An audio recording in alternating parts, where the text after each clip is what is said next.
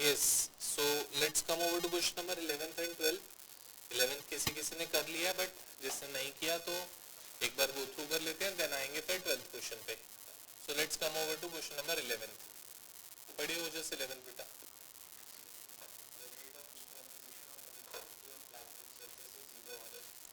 NH3 की decomposition हो रही है बेटा, तो NH3 gas decomposes on a platinum surface to give you N2 gas plus. ठीक है,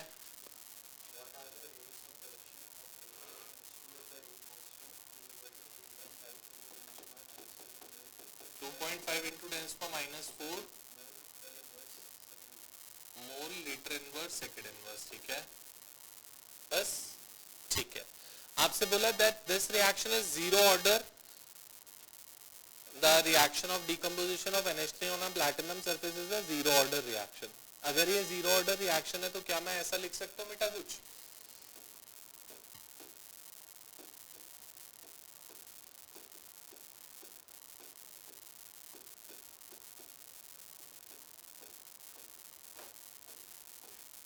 ये लिख सकता हूँ NH3 raised to the power 0 is 1, तो ROR is equal to K आ गया हमारा। सो ये लो, सो ROR came out to be 2.5 into 10 raised to the power -4 mole litre inverse second inverse. ठीक है, इसके बाद आपको बोला rate of formation of N2 and H2, तो ROR का एक्सप्रेशन बनाते हैं पूरा। ROR का एक्सप्रेशन बनाएंगे तो क्या हो जाएगा, -1/2 dNH3/dt is equal to dN2/dt is equal to 1/3 dH2/dt। यही होना चाहिए। आपको ये निकालना है बेटा, तो ये तो ROR के इक्वल ही आ गया डायरेक्टली, दोनों एक दूसरे के इक्वल है। सो 2.5 into 10 raised to the power -4 mole litre inverse second inverse हो गया। और दूसरी चीज dH2/dt निकालना है, क्रॉस करोगे तो 3 टाइम्स ऑफ ROR हो जाएगा। सो dH2/dt that would be 3 times of ROR, so it would be 3 into, अभी बताता हूँ, 7.5 into 10 raised to the power -4 mole litre inverse second inverse. जी बोलो, ये 2 टाइम्स है तो हाफ नहीं होएगा। ठीक है, क्लियर 11th? कोई डाउट से किसी को पूछना हो कुछ इसमें? चले आगे, पूछना है कुछ? हाँ जी, यार तेरा पेपर ही नहीं मिला मेरे को, क्या करें बता। तूने वहां पे पेपर दिया था, किस पे देकर आया था?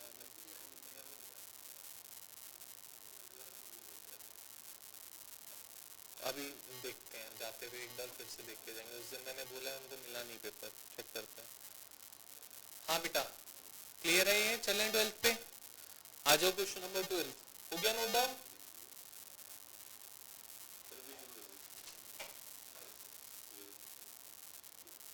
सारी चीजें दिक्कत है बेटा।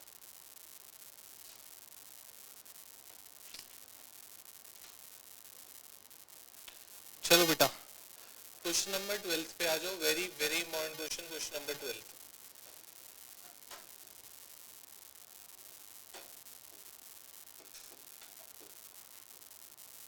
Shivang part 12 question.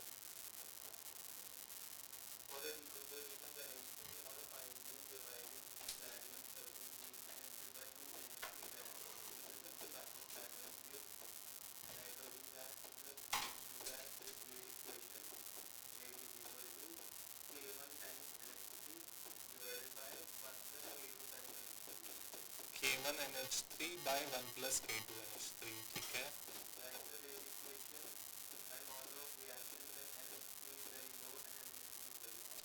ठीक है, सुनना अब अच्छे से। ये आपको क्वेश्चन दे रखा है और आपसे पूछा right the rate equation and order of the reaction कब, जब NH3 बहुत लो होगा और जब NH3 बहुत हाई होगा। तो पहले बहुत लो की बात करते हैं। तो first is when concentration of NH3 is very low.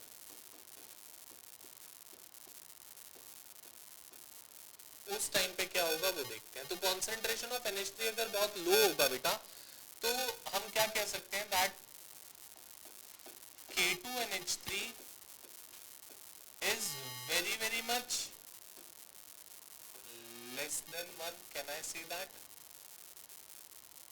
बेटा बोला NH3 की कॉन्सेंट्रेशन बहुत लो है. अगर कॉन्सेंट्रेशन बहुत लो होगी तो K2NH3 भी ऑटोमेटिकली 1 से बहुत छोटा हो सकता है, अगर बहुत लो बोलिए उन्होंने तो. And I can say that 1 plus K2NH3 is approximately equal to, आया ना. आप बोलोगे सर आप नीचे वाले NH3 को कंसीडर कर रहे हो, ऊपर वाले को क्यों नहीं कर रहे? ऊपर वाला भी तो बहुत छोटा है. हाँ बेटा बिल्कुल बहुत छोटा, बट उसको किसके रिस्पेक्ट में कंसीडर करोगे छोटा? नीचे तो 1 है, 1 के रिस्पेक्ट में कर पा रहे हो, ऊपर कुछ है क्या? तो इसलिए हम किसी के रिस्पेक्ट में उसको कंसीडर ही नहीं कर सकते smaller. Because of that particular reason that have to be taken like that only. So rate क्या आ गया? K1NH3 by 1. So rate is K1NH3. ये आ गया हमारा रेट. और ऑर्डर क्या हो गया बेटा? First order.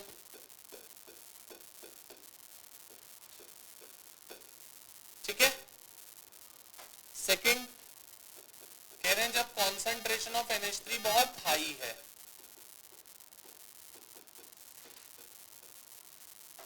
Concentration of NH3 is very high. तो जब कॉन्सेंट्रेशन ऑफ NH3 हाई होएगा तो can I say that K2NH3 is very much greater than 1, और 1 plus K2NH3 would approximately be equal to K2NH3. आया ना. सब्स्टिट्यूट कर देते हैं इक्वेशन में. क्या आ गया? Rate is equal to K1NH3 by K2NH3. NH3 से NH3 कैंसिल, तो rate comes out to be K1 by K2. Constant by constant would generate a new constant. Let that new constant be K, या कुछ भी और मान लो, anything. K आ गया. तो order क्या हो गया? Zero order.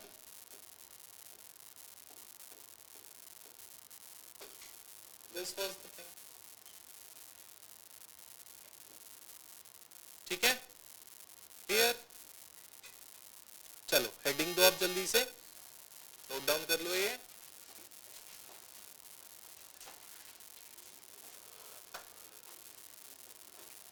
Note it down fast.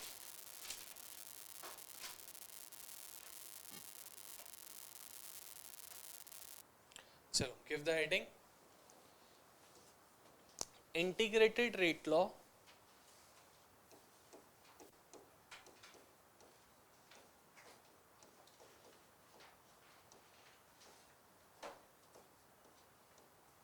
from differential rate law.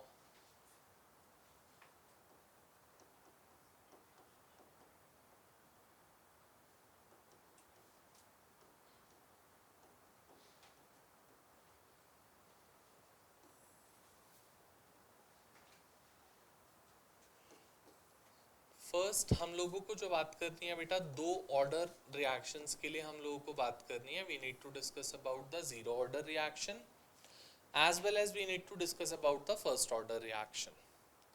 हमने इससे पहले टॉपिक में जो पढ़ा है वो डिफरेंशियल रेट लॉ पढ़ा था. अब डिफरेंशियल रेट लॉ से we would be generating an integrated rate law for the same. तो स्टार्टिंग विद दैट, सबसे पहले जीरो ऑर्डर के लिए बात कर रहे हैं. So let's consider a particular reaction to be a zero order reaction. Let's say this is the reaction बेटा. R2P is the reaction and it is a zero order reaction. अगर मुझे ROR लिखना है इस रिएक्शन के लिए, I would write ROR is equal to minus of dr by dt is equal to K R raised to the power 0. Yes or no?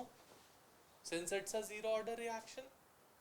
Or minus of dr by dt is equal to K और dr is equal to minus k dt. Let this be equation 1. Integrating both sides.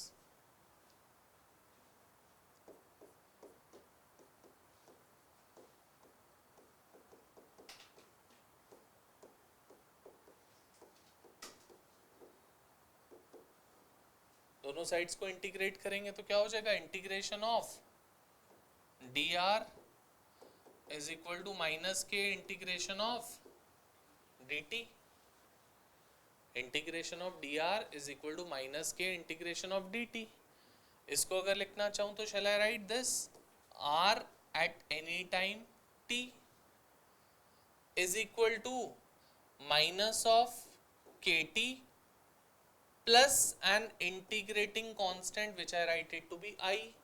आप लोग integrating constant c use करते हो, मैं c नहीं use कर रहा, क्यों? क्योंकि c कॉन्सेंट्रेशन से ओवरलैप करेगा, that's why I have taken it to be I, integrating constant I. This is the equation. अब बेटा इस इक्वेशन के लिए I need to have with I, मुझे I चाहिए. सो हम क्या करेंगे, we would take at time t is equal to 0 पे, at time t is equal to 0, अगर मैं कहना चाहूं तो can I write that r at time t is equal to r at time 0. Can I say this, substituting it in above equation. So क्या हम बोल सकते हैं I would come out to be r at time 0. Can I say this,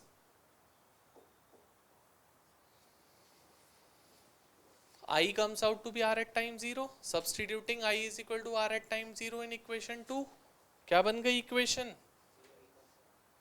integrating constant. जब हम integration करते हैं तो we use a constant, that constant we have taken it to be I. So according to this equation only, r at time t is equal to minus kt plus I की जगह r not लिख लूं. So r at time t is equal to minus of kt plus r at time 0. ठीक है, and this is a straight line equation. Y is equal to this equation. Graph plot कर देता हूं बेटा, y is equal to mx plus c का. क्या हो जाएगा, y एक्सिस पे r naught, r at time t, x axis पे टाइम t, और स्लोप क्या है, minus of k. So it is a decreasing slope curve, it would come like this, कुछ ऐसे. और जो इंटरसेप्ट है वो क्या है बेटा, r नॉट. तो y एक्सिस को जहां कट करेगा that would be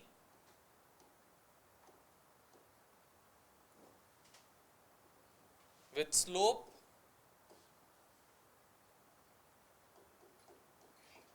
minus of k. इतनी बात में कोई दिक्कत किसी को? चलें आगे.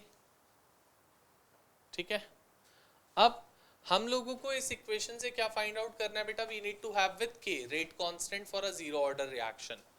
सो अगर मैं लिखना चाहूं तो I would write the equation as kt is equal to r naught minus r at time t, और k is equal to r naught minus r at time t by t. This comes out to be the equation for the rate constant k for a zero order reaction. K is r naught minus r at time t by t. खुद check कर बेटा, बिल्कुल आ सकती है. कहाँ पे minus चाहिए बता.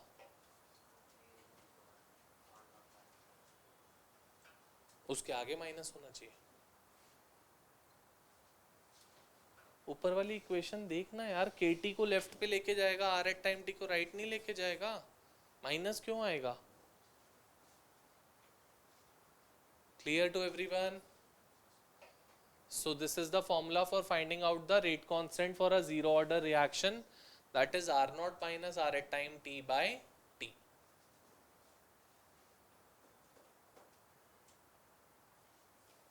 हो गया?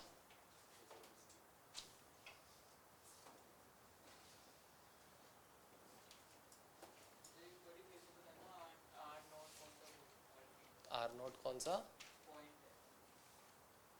जहाँ पे y एक्सिस को कट किया, दैट इज R naught, उसको इंटरसेप्ट बोलते हैं.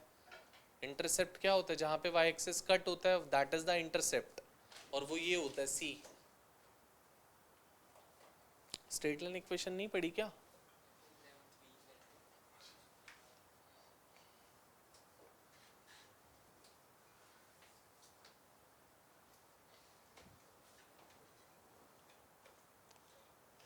ठीक है. So this is the formula for finding out the K for a zero order reaction, that R naught that is the initial concentration. R naught का मतलब है time zero पे concentration, minus R at time t is the concentration at any time t, जिस time पे भी वो बात करें, 10 second, 20 second, 50 second, 1 hour, 2 hour, कुछ भी, डिवाइडेड बाय जो आपको टाइम बोल रखा होगा. ठीक है. Now comes one more thing over here, जिसको हम नाम देते हैं half life time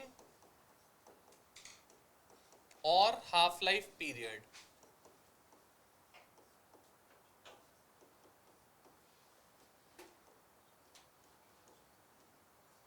half life time और हाफ लाइफ पीरियड क्या होता है बेटा?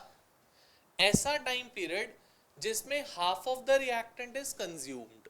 जितना भी इनिशियल रिएक्टेंट था आपके पास, उसमें से half of it is being consumed and half of it is being left over. उसको आप टाइम पीरियड का नाम देते हो half life time. So let's say for example हम R नॉट इनिशियल कॉन्सेंट्रेशन मानते हैं अगर, तो जिस चीज की हम डिस्कशन कर रहे हैं उसमें फाइनल कॉन्सेंट्रेशन क्या है, मैं ये ले सकता हूं? बोलो बेटा. Can I take R naught by two be the final concentration? क्योंकि इनिशियल में से half is being consumed and half is being left over, तो R naught by two left over रह गया फाइनल. हमने अभी फॉर्मूला लिखा था that K is equal to R naught minus R at time t by t. तो अगर मैं हाफ लाइफ टाइम का फॉर्मूला लिखना चाहूं तो t half is equal to initial concentration तो R नॉट ही है, माइनस फाइनल कितनी है? R naught by two divided by K. So t half is R naught by